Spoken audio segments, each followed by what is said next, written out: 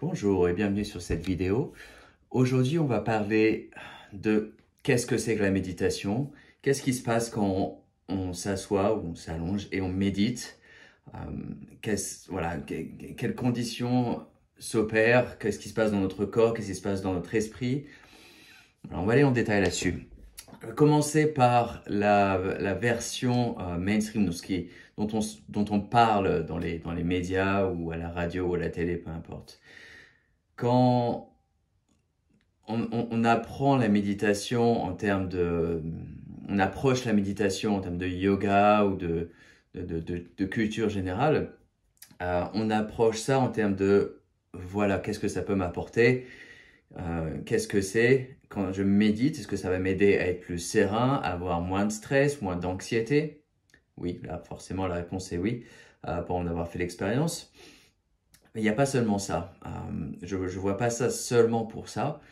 Pour avoir pratiqué la méditation depuis des années, j'approche ça totalement différemment.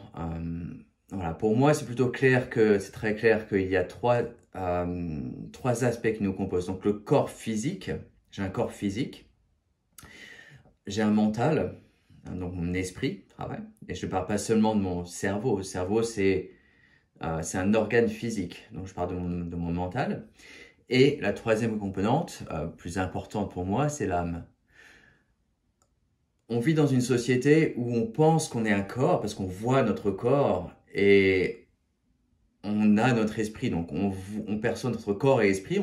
La plupart des gens pensent que c'est seulement ça s'arrête là. Il n'y a aucun problème à penser ça. On a tous des versions différentes. On approche tous notre vérité différemment. C'est tout à fait normal. Pour moi, il y a la troisième composante dont j'ai parlé, l'âme, qui est plus importante. L'âme, c'est notre soi authentique, notre soi véritable, notre soi immortel. Comment ça se passe? C'est que on continue à s'incarner, incarnation après incarnation, pour vivre des expériences, pour apprendre, pour grandir. Et cette âme, donc notre soi authentique, on choisit un corps, on choisit un mental pour cette incarnation présente. Donc quand on fait la pratique de méditation, quand je m'assois et je médite, pour moi, je me reconnecte avec mon âme. Et même si je sens mon corps, je peux faire des pratiques de respiration par exemple, je ressens mon corps complètement. Mon mental, généralement, ça peut arriver que je puisse me servir de mon mental pour visualiser des choses, mais généralement, je laisse mon mental partir. Donc voilà, quand je médite, je reste avec mon soi authentique, je me concentre vers mon âme, je laisse partir le reste. J'ai plutôt tendance à laisser partir mon corps et mon esprit et à radier, à rester en présence avec mon âme. Donc voilà, pour moi, la méditation, c'est se reconnecter avec son soi divin, son soi authentique. Et ça permet de toucher la base, de rester en présence avec soi-même.